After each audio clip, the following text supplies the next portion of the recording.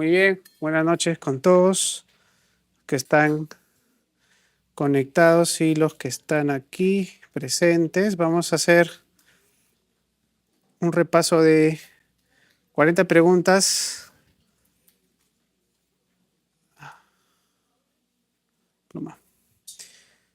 De cirugía pediátrica. Si nos alcanza el tiempo para algo más, también lo repasamos. Recién nacido, 3 días con bajo peso. Importante remarcar, ¿no? Es un recién nacido de 3 días con bajo peso. Nació con polidramnios, dice, ¿no? Es un factor, es un antecedente de bastante importancia, un antecedente prenatal de bastante importancia para este tipo de patología que vamos a revisar, ¿no? Se sabe que 1/3 de estos pacientes son prematuros, ¿ya? ¿Y qué más? ¿Qué más tenemos? Dice, es evaluado en emergencia por cursar con tos y asfixia desde la primera alimentación oral. O sea, tiene dificultad para la alimentación, para la vía oral. Ya, entonces sospechamos que puede haber alguna interrupción del tubo digestivo. Al examen dice tos exigente, taquimia, apnea y cianosis por momentos. O sea, cuando hay salivación excesiva, tos, asfixia, cuando mencionan que haya tos exigente después de la primera alimentación, entonces debemos sospechar de esta patología también. Dice el examen, dice luego ya, distensión gástrica, importante dato, y se coloca sonda nasogástrica, dice. Colocan la sonda, en este caso debería ser orogástrica, pero bueno, efecto de la pregunta dice nasogástrica. Radiografía, observan que esa sonda nasogástrica que acaban de colocar presenta una incurvación a la altura del orificio torácico superior. ¿Cuál es el diagnóstico? ¿No? El diagnóstico de esta patología de la atresia esofágica, ¿no? Es radiológico, es introducir una sonda orogástrica, ¿no? Y en la radiografía de tórax se tiene que ver una incurvación de la sonda, o sea, una discontinuidad, ¿no? Del esófago va a generar que esta sonda, al momento de colocarse, haga un bucle y regrese. Como son sondas con una línea radiopaca, eso se va a poder ver en una radiografía, ¿no? Una radiografía de tórax. ¿Por qué mencioné que es importante lo de la distensión gástrica? Porque tenemos que recordar la clasificación de Gross y la clasificación de LAT, ¿no? Que básicamente coinciden en lo que son la numeración y el alfabeto, ¿no? La clasificación de Gross va A, B, C, D, E y la clasificación de LAT 1, 2, 3, 4, 5, ¿no? Entonces, nosotros tenemos que la tipo C o tipo 3 es la más frecuente, ¿no? Tenemos entre 80 a 85% de frecuencia.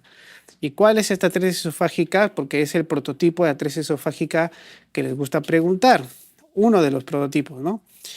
Es aquella que tiene una atresia esofágica proximal y en la parte del cabo distal, ¿no? En la parte del cabo distal, que es el esófago, perdón, el estómago, ¿no? La parte del estómago, el cabo distal tiene una fístula hacia la tráquea, ¿cierto?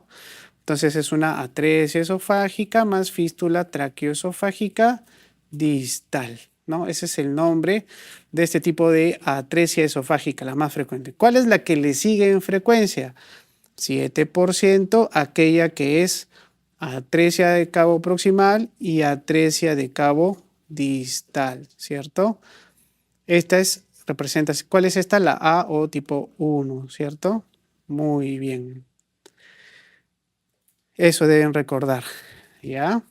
Entonces, si la pregunta de este enunciado fuera se trata de una atresia esofágica, díganos cuál es el tipo de atresia esofágica, ¿cuál marcarían? Nos tienen la clave tipo 1, tipo 2, tipo 3, tipo 4. Tipo 3, ¿cierto? ¿Por qué? Porque es aquella que mediante esta fístula traqueoesofágica el aire que va por la tráquea va a pasar a la cavidad gástrica y va a comenzar a generar distensión, ¿cierto? Distensión. Existen otras atresias esofágicas que pueden causar, sí, esto también, ¿no? Por ejemplo, la tipo 4, aunque es una minoría que probablemente sea menor incluso del 1%. Porque allí también hay el cabo proximal es atrésico, tiene fístula y el cabo distal también tiene fístula, ¿no? ¿Ya? Pero como les repito, es menos del 1%, ¿no? 85% tipo 3. Bien, sigamos. La clave es atresia esofágica, obviamente, ¿no? Neonato 2 semanas, traído por la madre, refiere que también salivación abundante, o sea, cialorrea, también lo pueden mencionar de ese nombre, al momento de iniciar la lactancia. Se acompaña de tos y atoro. El examen, el abdomen es distendido, pero es blando y depresible. Entonces probablemente también sea una tipo 3, ¿no? Se diagnostica atresia esofágica y se desea saber si existe fístula traqueoesofágica. O sea, están sospechando que puede haber una atresia esofágica de tipo 3, ¿cierto? Entonces, ¿qué examen hay que solicitar? ¿Qué examen nos ayudaría a nosotros poder visualizar la fístula del esófago a la tráquea, ¿no? Fístula traqueoesofágica. ¿Cuál de ellos nos ayudaría? La tomografía, la mediastinoscopía, a ver, mediastino con un, ¿no? Toracoscopía, podría ser la trocoscopía, podría visualizar una fístula traqueofágica, sí, o sea, introducir trócares, ¿no? Cirugía mínimamente invasiva a través del tórax, buscar allí la zona de la atresia esofágica y poder visualizar una atresia ya. Pero ese es un procedimiento bastante invasivo, ¿no? Generalmente ya es cuando se realiza la corrección quirúrgica. Pero una manera no invasiva, fácil, rápida, inocua de poder hacer, digamos, la visualización de la fístula traqueoesofágica es a través de un contraste del esófago, ¿no? Una radiografía con contraste en el esófago. ¿Ok?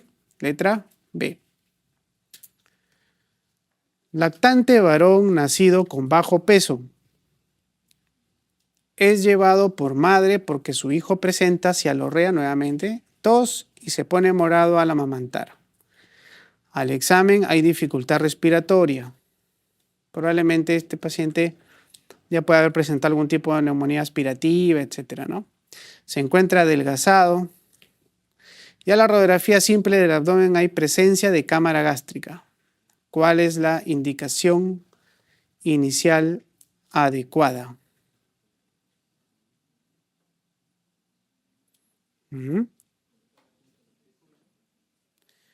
¿Qué hacen con este pacientito?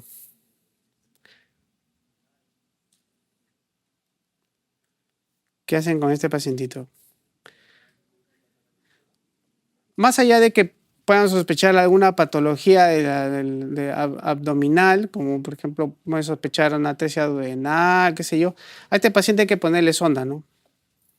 Y el espíritu de la pregunta va en ese sentido, ¿no? ¿Cuál es la indicación inicial más adecuada? La indicación inicial más adecuada. O sea, tú como médico, si ves un paciente que es un recién nacido, que presenta cialorrea, tos, dificultad respiratoria, entonces, ¿qué sería tu primera medida?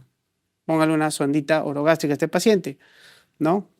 ¿Por qué? ¿Por qué te servirá sonda orogástrica? No solamente porque puedes por ahí alimentarlo, puedes ver si hay residuo gástrico, puedes de una vez ahí descartar si es que hay una atresia esofágica, por ejemplo, también, ¿no? Si es que pasa o no. Porque el hecho de que haya en la radiografía una presencia de cámara gástrica, sí, puede haber, pero puede ser una tipo 3, como ya hemos visto, ¿no? Una atresia esofágica tipo 3, ¿no? Entonces, una colocación de sonda orogástrica sirve bastante en este caso, ¿ya? Ahí le ponen alimentación con sonda nasogástrica. Yo creo que la respuesta más idónea era colocación de sonda orogástrica, ¿no? Colocación de sonda orogástrica debería ser la primera medida, ¿ok? Recién nacido masculino cuando lacta presenta episodio de tos y asfixia. Al examen, retracción intercostal y crepitantes en el hemitórax derecho. Radiografía de tórax, la sonda orogástrica se enrolla en el esófago proximal. ¿Cuál sería el diagnóstico más probable? Si ya tenemos que en la radiografía no pasa la sonda por el esófago, Es una atresia esofágica, ¿no? Una atresia esofágica. Recién nacido de 3 horas, con cialorrea persistente y al introducir la sonda orogástrica no pasa al estómago, nuevamente, ¿no? Entonces, ¿qué sospechamos aquí? Atresia esofágica, imposibilidad de pasar la sonda orogástrica que se evidencia en una radiografía. Según esta condición, ¿qué examen solicitaría de inmediato? Si ya pones la sonda, vas poniendo la sonda y conforme vas poniendo, se te va saliendo por el mismo donde vas poniendo. ¿Qué haces en ese momento? Llamas a rayos que tomen una placa, ¿no? Porque esa sonda se ha regresado y ahí vas a evidenciar que hay una discontinuidad del tubo digestivo a nivel de esófago, ¿no? Entonces, el examen que debe solicitar en ese momento el idóneo es radiografía de tórax, ¿no? Radiografía de tórax para confirmar el diagnóstico. Dice, usted se encuentra en un centro de salud de primer nivel y le consulta, sí.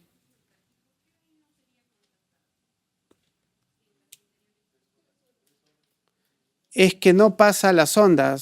Dice que al introducir la sonda no pasa al estómago. O sea, está posando y hace como un bucle y se te está regresando a la sonda. Entonces, ¿cómo harías un contrastado en eso?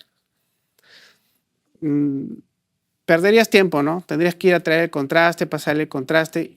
Además, recuerda que las sondas orogástricas tienen una línea radiopaca. Entonces, no hay necesidad de ponerle contraste para ver la línea radiopaca en la radiografía. ¿Ya? Por ese motivo no sería la C.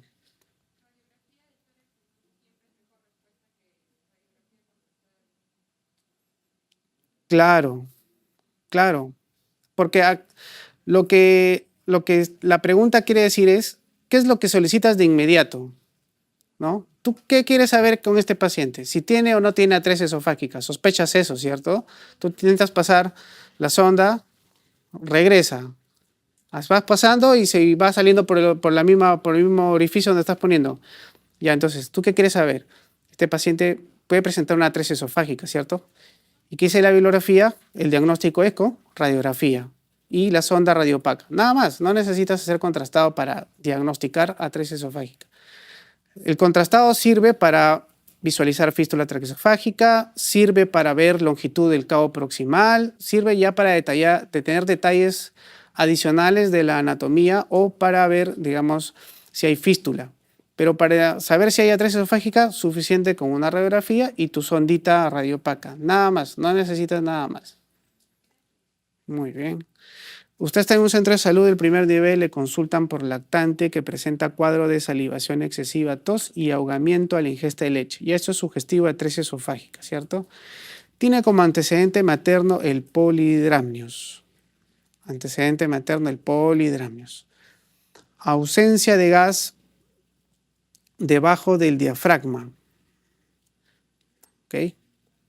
Y no se pudo colocar la sonda nasogástrica. ¿Cuál es la indicación inicial?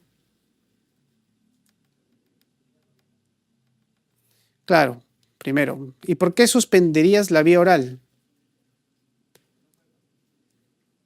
¿Por qué? ¿No? Te pregunta el residente, doctor, ¿no? O la enfermera, no sé, te pregunta, doctor, ¿y por qué no le va a dar vía oral a este paciente? ¿Por qué? ¿Qué le dices? Ah, porque se me ha ocurrido, porque quiero yo así. No, sospechas algo, ¿cierto? ¿Qué sospechas? Ya, ¿de qué tipo? ¿Tres? Dice que debajo del diafragma, debajo del diafragma no hay aire, dice. Este es el diafragma, ¿cierto? No hay gas, dice. No ha pasado aquí el aire. No ha pasado. ¿Qué sospechas? Por frecuencia, la 1, ¿cierto? Tipo 1 sería. ¿Ok? Tipo 1. ¿Ya? Tipo 1. Sería una atresia esofágica tipo 1. Muy bien, claro. Obviamente le suspende la vía oral, ¿no? NPO. NPO. Neonato 2 días de vida. La madre refiere que tiene dificultad para lactar, con atoro y tos exigente que se acompaña de distensión abdominal y llanto intenso. Al examen, las funciones vitales están estables y el abdomen está distendido, timpánico y doloroso a la palpación. Hay ruidos hidroaéreos presentes. Se intenta colocar una sonda orogástrica que no pasa al estómago. ¿Cuál es el diagnóstico más probable? Atresia esofágica. ¿Qué tipo sería? Tipo 3, ¿cierto? Tipo 3. Tipo 3, ¿no? Lo más probable, porque hay, a través de la fístula que va de la tráquea al esófago, está pasando aire y está generando una distensión abdominal, ¿no? Muy bien. ¿Cuál es el tipo más frecuente de atresia esofágica? Facilito. Atresia esofágica más, tú lo pones así en tu examen, más, para que no te confundas, atresia esófago más y busca la que le complementa. ¿Cuál le complementa? Con fístula tráqueo-esofágica distal, ¿no? Ese es el complemento del enunciado. Muy bien. Entonces, si viene atresia esofágica, ya no van a fallar. Recién nacido, a las pocas horas de vida, presenta salivación excesiva, crisis de tos y cianosis. Al examen, dificultad de pasar un catéter de alimentación hacia el estómago. ¿Cuál es el estudio inicial que se indica? Nuevamente, ¿no? Y si piden detallar más, sería radiografía de tórax con sonda orogástrica radiopaca, ¿no? Ese es el método para el diagnóstico. Muy bien, radiografía de tórax. Dice, ¿cuál es el tratamiento inicial más adecuado para el reflujo gastroesofágico fisiológico y en un lactante sano sin signos de alarma?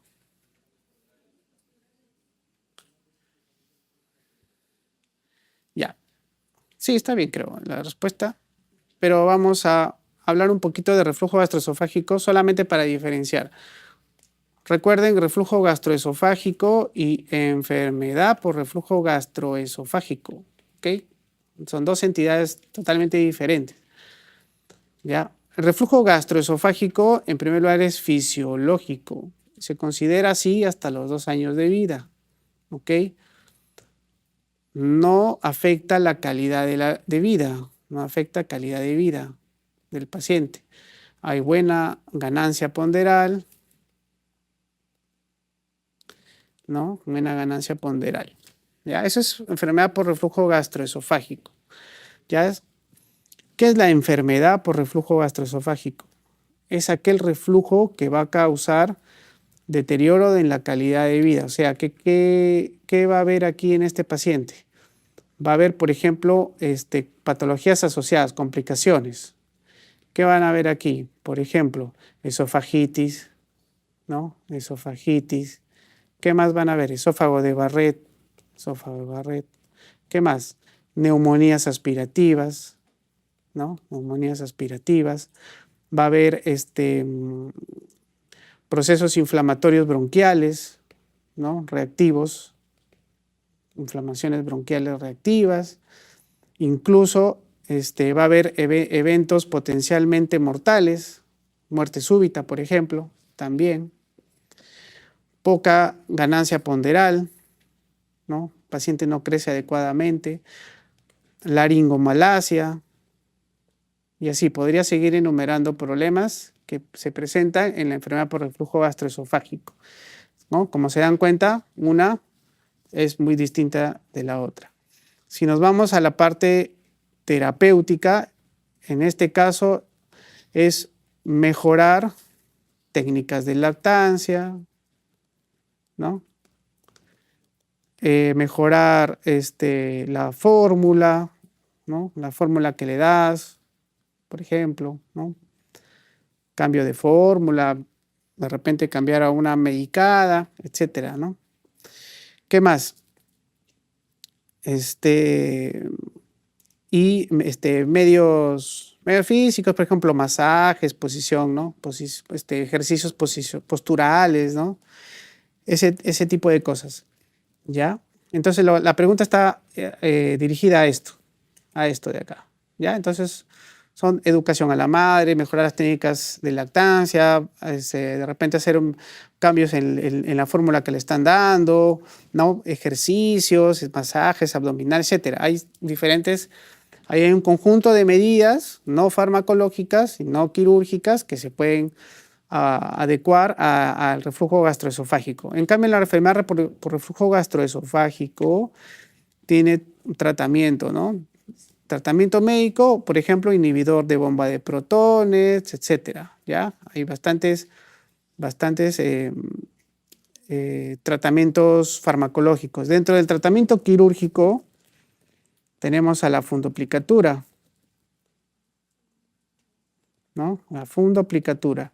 Como el mismo nombre lo dice, se coge el fondo gástrico para hacerle un pliegue en la cara anterior del esfínter esofágico inferior, ¿no? Se confecciona ahí como una chalinita así, ponen unos puntitos y acá viene el estómago, ¿no? ¿Ya? A eso se llama fundoplicatura. Y existe de Nissen, que es como el dibujo que acabo de hacer, que es 360 grados, y Toupet, que es de 270, ¿no? Ahora actualmente más se utiliza Nissen, mejor tasa de éxito, es más fisiológica, ¿no? Pero ese es el tratamiento de la enfermedad por reflujo gastroesofágico, ¿ya? Entonces, regresando nuevamente al enunciado, ¿no? ¿Cuál sería la clave? Cambios posturales, especialmente fórmula, ¿no? O sea, medidas no farmacológicas. Lactante de 1 mes es traído por la madre a la consulta por presentar regurgitaciones frecuentes, episodios de asfixia y retraso del crecimiento. Le hacen un esofagograma y hay falta de peristaltismo del esófago y signo del pico de pájaro positivo. ¿Cuál es el diagnóstico?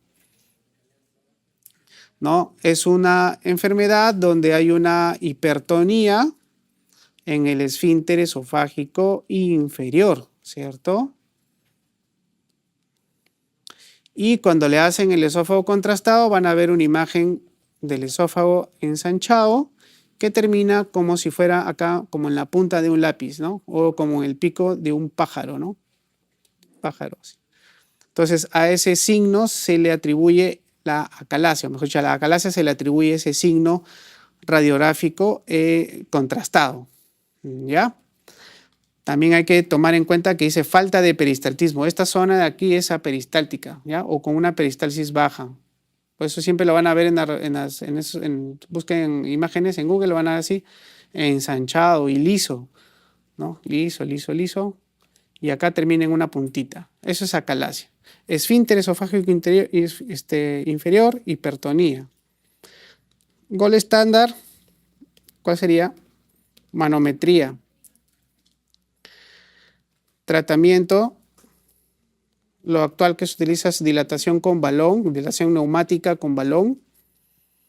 ¿Y cuál sería la otra? Miotomía de Heller. Bien, listo. Acalasia de esófago.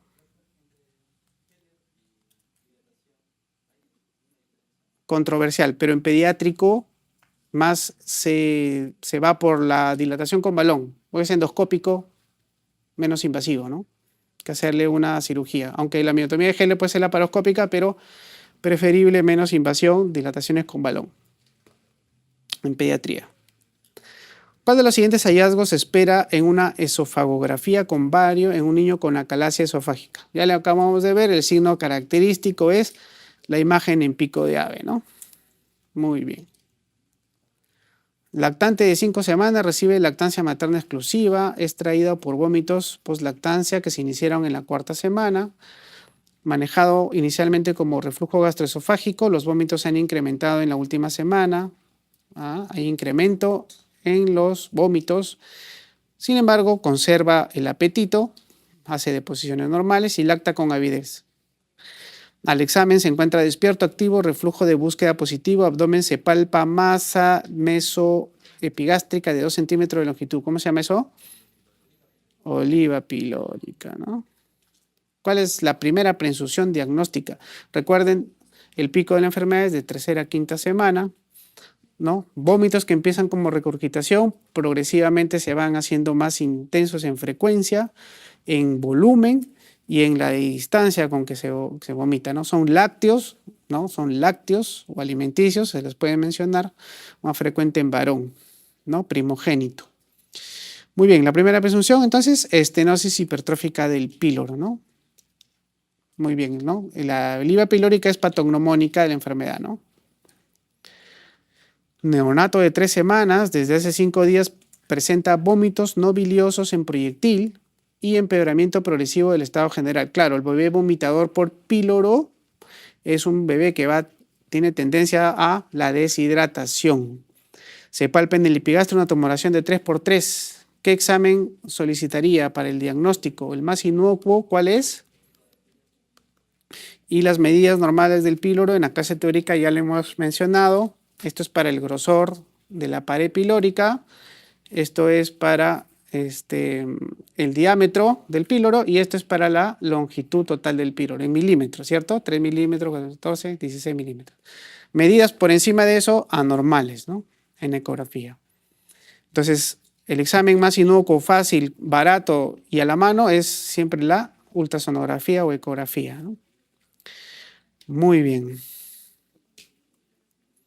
Recién nacido de 16 horas de vida es ingresado por emergencia con distensión abdominal, vómitos biliosos a las 16 horas, vómitos biliosos a las 16 horas, sin presentar deposiciones. Al examen no se evidencia orificio anal, el periné es plano y el pliegue glúteo es poco visible. ¿Cuál es la conducta terapéutica inicial? Estamos clínicamente ante una malformación anorrectal, ¿cierto? Cuando te dicen que no hay orificio anal, el periné es plano y el pliegue glúteo es poco visible, lo que te están dando a entender aquí es que el recto está un poco alejado del complejo muscular del glúteo, ¿cierto? Esos piecitos así, está lejos probablemente, ¿ya? Entre más lejos esté el recto atrésico, o sea, el recto malformado, entre más lejos esté de su desembocadura, la que debió ser su desembocadura, el periné, el complejo muscular, los glúteos son más planos, menor desarrollo, ¿ok? Entonces, lo más probable es que esta sea una malformación rectal, o no lo más probable, sino es una malformación rectal sin fístula. Entonces, se está comportando como un obstruido, ¿cierto? Por eso es que hay vómitos biliosos y distensión abdominal, ¿ok? Entonces, ¿qué se debe hacer en este paciente? Una derivación, se le debe hacer una colostomía, exacto. Y se hace en el sigmoides, ¿no? Entre el colon descendente y donde empieza el sigmoides, ahí se elige hacer la colostomía, ¿ok? Muy bien, colostomía entonces. Lactante de 2 semanas de vida, luego la madre refiere que hace 4 días, luego de haber lactado, presenta vómitos en proyectil nuevamente y una vez más frecuentes, leche ingerida. Al examen, los pulsos son débiles, mal estado de hidratación, o sea, se deshidrató este paciente, pliegue positivo 3 cruces, el abdomen no es distendido, pero no hay dolor a la palpación tampoco, hay ruidos presentes. ¿Qué tipo de desequilibrio metabólico presenta un paciente con estenosis hipertrófica de píloro? Es el resumen de la pregunta. ¿No? En el vómito se bota HCl, ¿cierto? Ustedes saben más eso que yo, que soy cirujano. Si bota hidrogeniones, ¿qué va a pasar? Se va hacia la alcalosis, ¿cierto? Y si bota cloro, va a ser hipoclorémica. Y por la salida del hidrogenión, el cuerpo va a tratar de compensar con potasio. Lo saca del intravascular, lo mete a la celulita parietal y por eso es que también hay hipocalemia. ¿Se entendió? ¿Sí? La célula parietal del estómago bota HCl. Se va el hidrogenión, alcalosis. Se va el cloro, hipocloremia. Si se va este protón, el cuerpo lo saca al potasio del intravascular, lo mete a la célula parietal para compensar. Por lo tanto, va a haber también hipocalemia. ¿Ok? Alcalosis metabólica hipoclorémica, hipocalémica sería, ¿no? Bien, la letra B. Recién nacido de 2 días de vida con diagnóstico de síndrome de Down, presente intolerancia a la leche, vómitos biliosos. Radiografía de abdomen muestra signo de la doble burbuja. ¿Qué sería eso? Atresia duodenal, ¿no? Se relaciona muy frecuentemente 30-50% con síndrome Down, ¿no? Muy bien.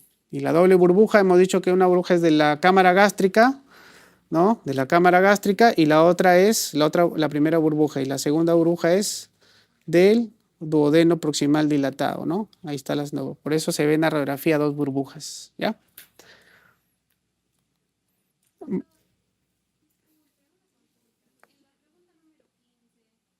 Me parece de que había algunas indicaciones que sí se podía hacer la anorexia frontal desde el inicio. Aquí, no, tampoco, tampoco. Cuando te dicen que el periné es plano y pliegue glúteo poco visible y te dan la información de que este complejo muscular es pobre desarrollado, te está diciendo que el recto está lejos, probablemente a más de 1 centímetro. Para hacer una anorrectoplastía sagital posterior primaria, la sugerencia es que el recto esté a 1 centímetro o menos. ¿Me va a entender? Para que hagas el cortecito y lo jales por allí. Pero si está lejos, es mejor hacer. En este caso sí, pero sí hay indicación para hacerlo la anorexia desde el inicio. Sí, tienes que tomar la radiografía de cross table, que es poner al bebé en decúbito prono, o sea, agachado con la pelvis elevada, ¿no? Pones almohadillas, lo pones al bebito así, cabeza acá, sus pies acá, y vas a ver qué distancia hay del recto, más o menos a las 16-24 horas, vas a ver qué distancia hay del recto, porque se va a llegar la burbuja de aire por aquí, hacia la piel. Si es menor de 1 centímetro, puedes valorar hacer una anorrectoplastía sagital posterior. Repito, puedes valorarlo, ¿no? Pues eso va a depender de la experticia del cirujano y de si tienes un equipo adecuadamente preparado para la cirugía, ¿no? Si no, colostomía no te hace problema, ¿ya? Pero sí hay indicación. En el caso de este, no es indicación, ¿ya? Se dice que para la cirugía, sea colostomía o sea reparación primaria, se debe hacer cumplidas las 24 horas de vida. En esas 24 horas de vida tienes que compensar al paciente, descartar malformaciones asociadas, ¿ya? Hacer ecografías, hacer ecocardiografía, descartar otras enfermedades para que puedas ingresar a hacer la cirugía. En el caso de la pregunta 15 tenemos un paciente obstruido. Por lo tanto, esas 24 horas no se van a cumplir mucho en él, ¿no? Si tienes que operarlo ya, porque si no se va a extender, se puede perforar y el pronóstico va a estropearse, ¿no? Ya entonces, diagnóstico, operación, en este caso. En el resto de casos, cuando hay fístula, el periné, sale poquito de popó, no hay distensión, el bebé esté más tranquilo o son otro tipo de malformaciones, entonces puedes esperar. Ya que estamos en mar, ¿cuál es la malformación rectal más frecuente de la mujer? Bien, recto vestibular. ¿El varón? Recto vulvar, ya está. Ya. Uretral vulvar.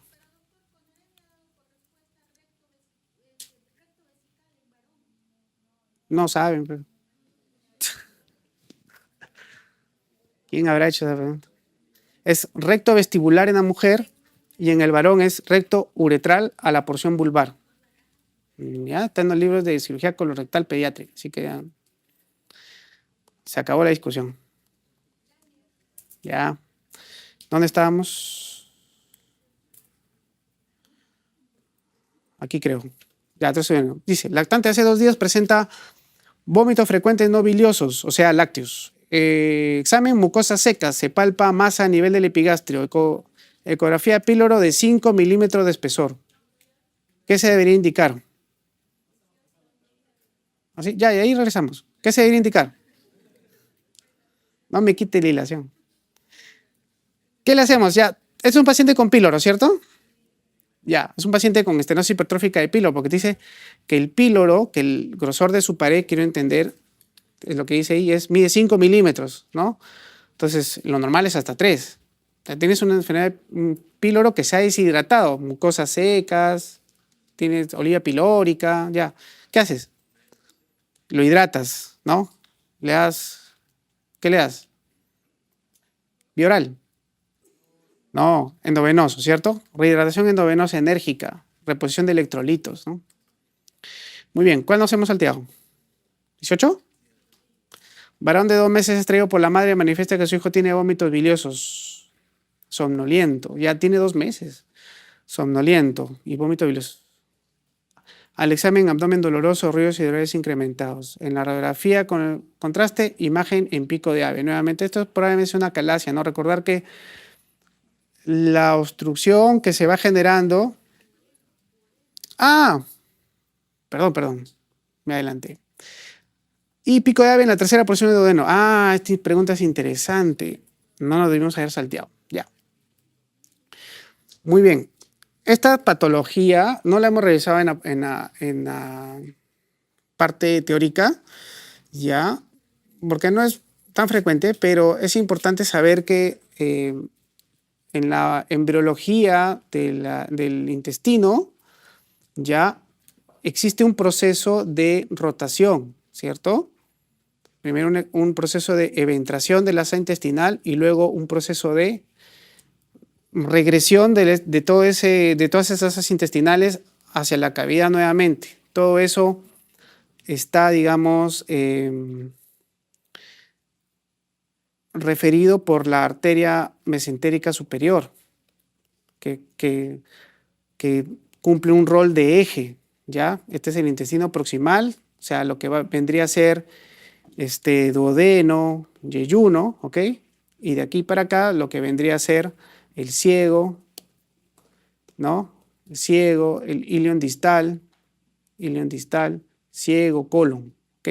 Y la arteria mesentérica superior. Está el bebito encorvado, ¿cierto? Acá. Ya, esto de acá cuando se ventra, luego hace un movimiento antihorario, ¿ya? Que más o menos debería ser de 270 grados. En algunos bebés no se cumple y a veces solamente es 90 grados y eso se llama malrotación intestinal. ¿Ya? Otro dibujo por acá. Bien. Esa malrotación intestinal, como consecuencia de esta malrotación, va a generar que el intestino y sus referentes anatómicos en los cuales se fija el intestino al mesenterio, a la cavidad, al peritoneo, estén alterados. Entonces, si nosotros tenemos que lo normal es así, duodeno, ¿cierto? Ángulo de Treis, ilion, yeyuno, ilion, ¿no? Ciego, colon, ajá, así, lo normal. En la malrotación intestinal vamos a tener dos cosas que no se van a fijar. Uno es el ángulo de Treis. Si el ángulo de Treis lo vas a ver por acá, así. No tiene la fijación que debería estar acá. ¿Ok? Ángulo de Treis no está fijado. Fuera de lugar. Luego continúa acá así. Y la otra fijación, la otra referente de fijación que es el ciego, que está fijado acá, que debería estar aquí el ciego, está por acá. ¿Ok? Te lo voy a borrar. Está así. Por acá y viene por acá. ¿Ve? Ciego. Entonces todo se altera. Ya está el colon por acá. Entonces este punto de fijación que era mi ángulo de Treis y este punto de fijación que era mi ciego están totalmente alterados. Están entreverados, ¿no? Están mal rotados. Entonces cuando el ciego está aquí, este ciego, y acá está mi duodeno, en la malrotación intestinal, existen algo que se llama bandas de Ladd. ¿Okay? Y estas bandas de Ladd les gusta ir desde que el ciego, así, y atravesarse por encima del duodeno. Cuando hemos desarrollado obstrucción duodenal en la clase teórica, hemos mencionado que una causa de obstrucción del duodeno extrínseca son las bandas de Ladd, que se ven en la malrotación. Por lo tanto, si tengo estas bandas de Ladd que me comprimen el duodeno, va a generar una compresión extrínseca del duodeno. Y en el estudio contrastado se va a ver una imagen en pico de ave. ¿Ok? Lo parecido a lo que pasa en la calasia, ¿no? Radiológicamente hablando, ¿no? ¿Ya? Entonces, por eso es que la respuesta es malrotación intestinal. Una pregunta un poquito más compleja, más profunda, ¿ya? Pero sirve para revisar esto, que no se revisa en la clase teórica. La clave ahí es malrotación intestinal, ¿ya?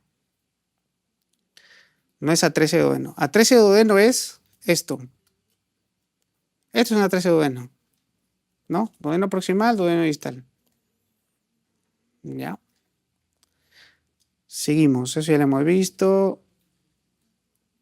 Recién nacido presenta retraso en la eliminación del meconio. Distensión abdominal seguida de vómitos biliosos. En la radiografía de abdomen, las asas intestinales de variable amplitud y con el gas repartido heterogéneamente con un patrón de burbujas. ¿Cómo se llama eso? Ya lo hemos visto en la clase teórica también. El hilo meconial es un espesamiento del meconio, ¿no? Sabemos que el hilo meconial, que los pacientes que tienen hilo meconial, 80 a 90% tienen fibrosis quística, no se olviden. ¿Ya? Entonces, cuando en el hilo meconial las heces, el meconio y el aire se combinan, se estancan, ahí es como que se estancara el aire y el meconio, han quedado como congelados, se genera un patrón radiológico que se llama, ¿no?, jabón de burbujas o panal de abeja, vidrio esmerilado, ¿ya? Y eso es lo que se observa en la radiología, ¿ya? Y es característico del hilo meconial, no lo van a encontrar, esas burbujas no lo van a encontrar en otra patología, ahí, ¿ya? Por eso no hay mucho motivo a confusión. Lactante de 10 meses presenta desde hace 10 horas episodios de llanto intermitente y retracción de las piernas hacia el abdomen, vómitos que van en aumento y decaimiento general. Ya, este es un paciente con una obstrucción intestinal, ya, que tiene cólicos paroxísticos que le hacen flexionar las piernas, probablemente le hacen poner cianótico, luego le pasa el dolor y es como que se queda decaído y al rato otra vez le duele, así el cólico es intenso, llanto enérgico. Le palpan el abdomen y se percibe doloroso y se visualiza una deposición mucosanguinolenta o en jarabe de grosella o en mermelada, como le quieran decir. ¿Cuál es el diagnóstico? Intususpección. Muy bien. Va precedido muchas veces de cuadro viral. Le pueden poner la pregunta, ¿estuvo resfriado una semana antes? Ya no se olviden, es paciente sano, no tiene otras morbilidades. ¿Ya? Muy bien. Recién nacido extraído de emergencia por presentar respiración quejumbrosa y retracciones intercostales. Antecedente nacido de parto domiciliar. El examen disneico, cianótico, murmullo vesicular disminuido y se ocultan ruidos peristálticos en el hemitórax izquierdo. El abdomen es escafoideo. ¿Cuál es el diagnóstico más probable? ¿De qué tipo sería? Bogdalek, o sea, posterolateral izquierda, ¿cierto? Posterolateral izquierda. Hernia diafragmática de Bogdalek o hernia de recién nacido, también se llama, ¿no? Muy bien. Posterolateral izquierda. Muy bien. Recién nacido con hernia diafragmática congénita por amniocentesis. ¿Cómo se confirma la sospecha diagnóstica después del nacimiento? O sea, lo han sospechado prenatalmente, pero posterior. ¿Qué le piden? ¿Y qué van a observar allí? Asas intestinales en el hemitórax, niveles hidroaéreos en el hemitórax afectado. Si es una hernia diafragmática donde han subido muchas asas intestinales al hemitórax izquierdo del recién nacido, pueden ver también desviación del mediastino, desviación de la tráquea, ¿cierto? ¿Qué más pueden ver? Colapso del parénquima pulmonar contralateral también, ¿no? Muy bien. Excavado. Escafoideo significa excavado. Recién nacido con respiración quejumbrosa, retracciones intercostales, disnea y cianosis, examen, tórax, hemitórax izquierdo, murmullo vesicular disminuido y se auscultan ruidos hidroaéreos. En la vida se van a auscultar ahí, ¿no? Algo pasó. Ruidos cardíacos desplazados, ¿ven? Desviación del mediastino hacia el hemitórax contralateral y el abdomen está excavado o escafoideo. ¿Cuál es la conducta a seguir?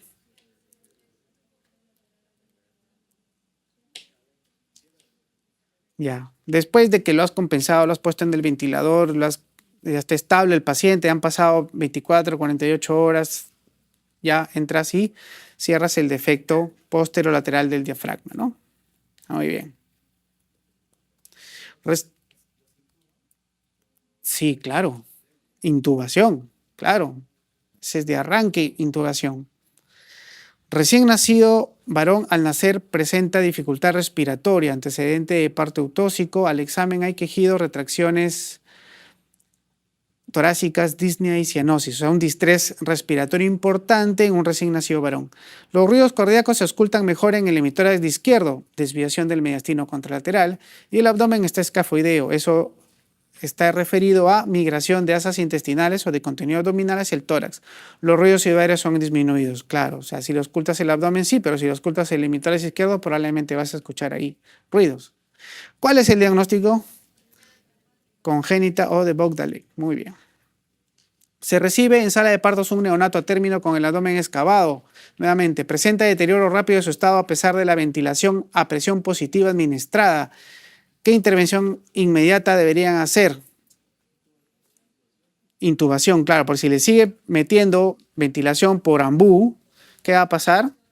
Las asas intestinales se van a seguir distendiendo y le va a comprimir más el emitórax. Intubación, porque tiene que hacer una ventilación selectiva, ¿no? Selectiva, la tráquea de frente al aire, ¿ok? Niño de 8 años será operado de hernia inguinoscrotal. En evaluación prequirúrgica se encuentra proteinuria en el examen de orina, sin hematuria ni cilindruria, no antecedentes patológicos. ¿Qué examen? Ya, esto es una pregunta de pediatría. ¿Quién da la respuesta?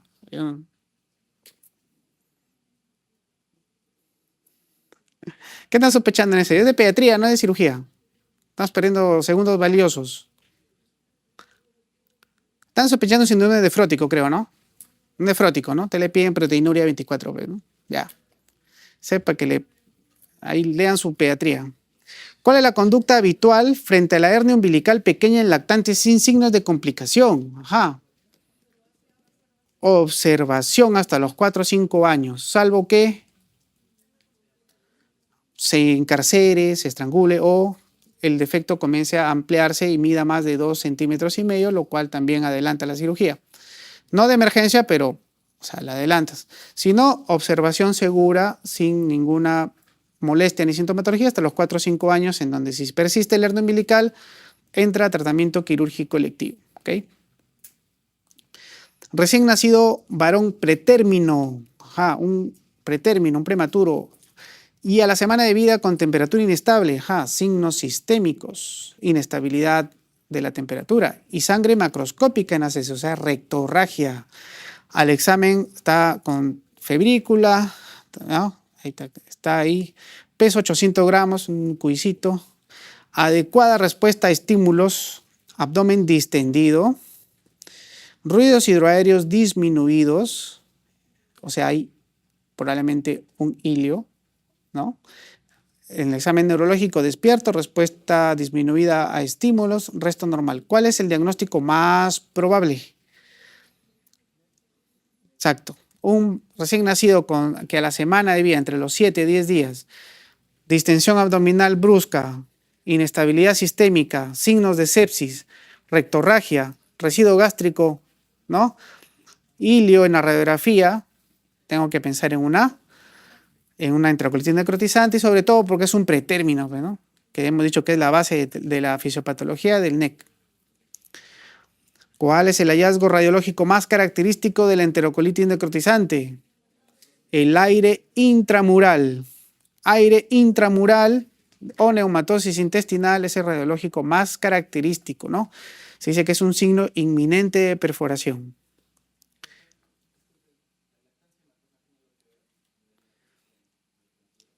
Con la neumatosis, con la enterocolitis necrotizante, sí, cuando es un recién nacido pretérmino y el intestino pretérmino no está bien maduro, no tiene las defensas físicas, químicas, inmunológicas, y tú le das una fórmula maternizada que es hiperosmolar, puede generar procesos inflamatorios y desencadenar una cascada inflamatoria y llevarlo al NEC. O sea, sí hay relación.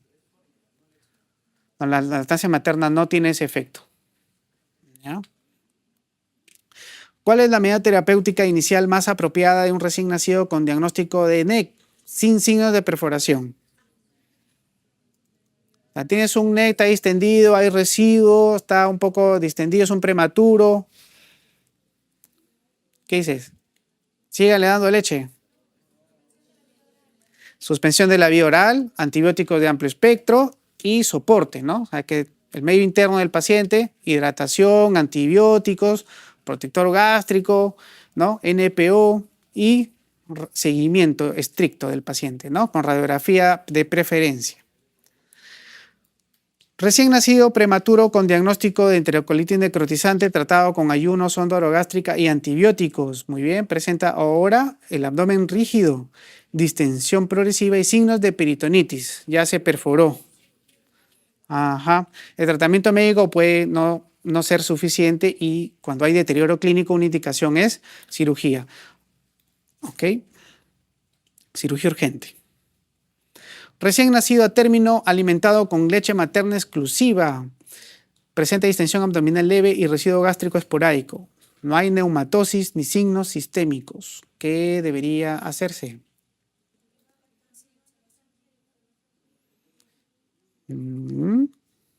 Sí. Claro, es un recién nacido a término, no es pretérmino, así que no habría por qué sospechar tanto un NEC, ¿cierto? Le dan lactancia materna exclusiva, pero a pesar de eso hay distensión abdominal leve y un residuo gástrico esporádico. No hay neumatosis ni signos sistémicos, entonces lo observas, pues, ¿no? Lo observas nada más, pues, ¿no? Un recién nacido a término no ha eliminado el meconio en las primeras 48 horas de vida, sugestivo de enfermedad de Hirschsprung, ¿no? Presenta distensión abdominal y vómitos biliosos. Recuerden que es una causa muy frecuente de obstrucción de tipo funcional. La ganglionosis del intestino del colon, ¿cierto?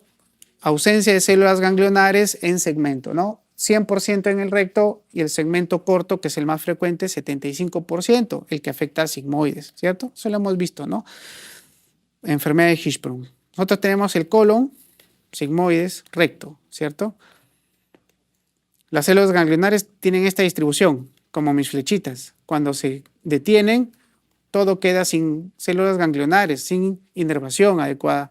Por lo tanto, no hay peristaltismo, ¿sí? Esto se va distendiendo y esto se queda así, pequeño y adelgazado. A esto se llama zona de transición, se ve en el enema contrastado, ¿no? Y si queremos hacer el diagnóstico, hacemos una biopsia del recto, ¿ok? Porque ahí 100% siempre afecta la enfermedad, ¿no? Y el 75% afecta hasta el sigmoides, ¿no? Segmento corto, 75%. Ok, muy bien, lo más frecuente que tienen que saber. ¿Cuál es el tratamiento de la enfermedad de Hirschsprung? Creo que por acá viene. La enfermedad de Hirschsprung o megacolon congénito se caracteriza por plexos mientéricos de Auerbach. ¿Cuál es el tratamiento definitivo de la enfermedad de Hirschsprung?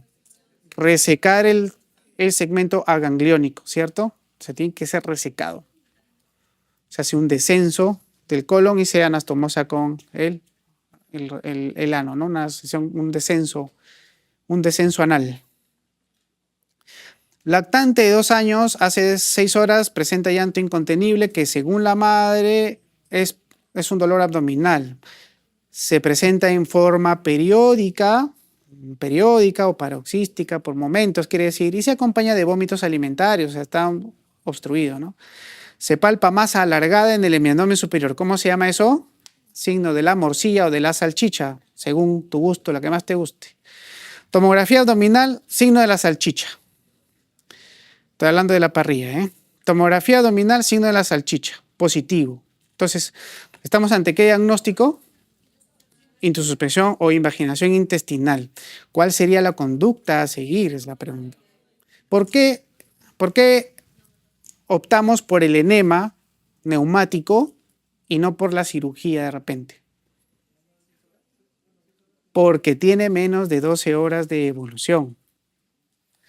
Pacientes con menos de 12 horas de evolución, sin signos peritoneales, sin signos de complicación, que de reciente inicio puedes optar por un tratamiento con enema neumático o hidrostático también.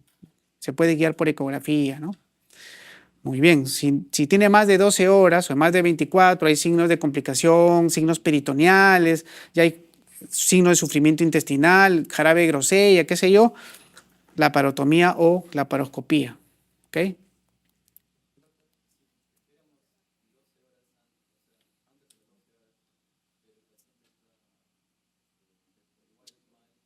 Si hay signos peritoneales, no, ni hablar, no puedes enemas. Si tuviera más de las 12, tendrías que valorar, ¿no? Tendrías que palpar la barriguita, no solamente guiarte por las horas, ¿no? Siempre tienes que correlación clínica del paciente, ¿no? Claro, la clínica manda ahí.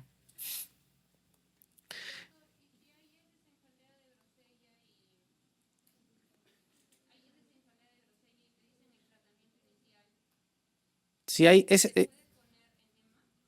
no, no es lo recomendable porque la jalea de grosella, recuerden, está indicando sufrimiento intestinal. La mucosa se ha esfacelado por la isquemia severa y eso se combina con las heces y sale la jalea de grosella. Entonces, no es recomendable hacer enema ni neumático ni hidrostático porque lo más probable es que le perfores el intestino, termine de perforar el intestino, ¿no? Entonces, ahí mejor es la laparotomía o la laparoscopía. En el aula de un colegio inicial, 2 niños de 4 años presentan desde hace 5 días malestar general, fiebre, náuseas y vómitos. Temperatura 38,3, ictericia leve. Esta es una pregunta de pediatría. Ictericia leve generalizada, abdomen doloroso, la palpación superficial.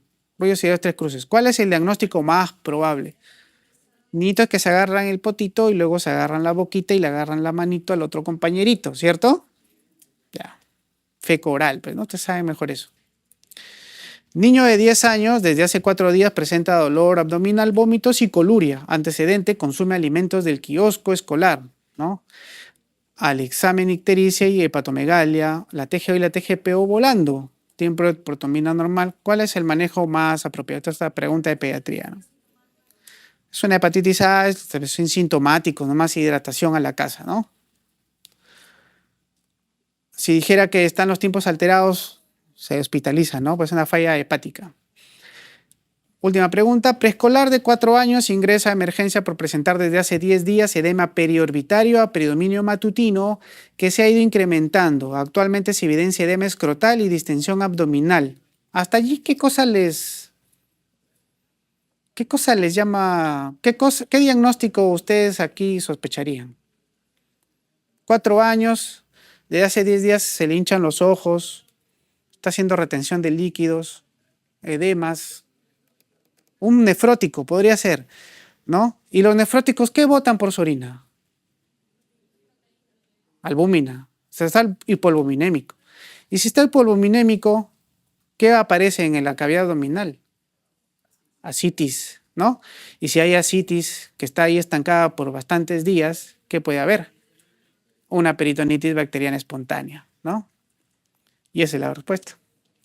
Muy bien, colegas, suerte en su examen. Éxitos para todos.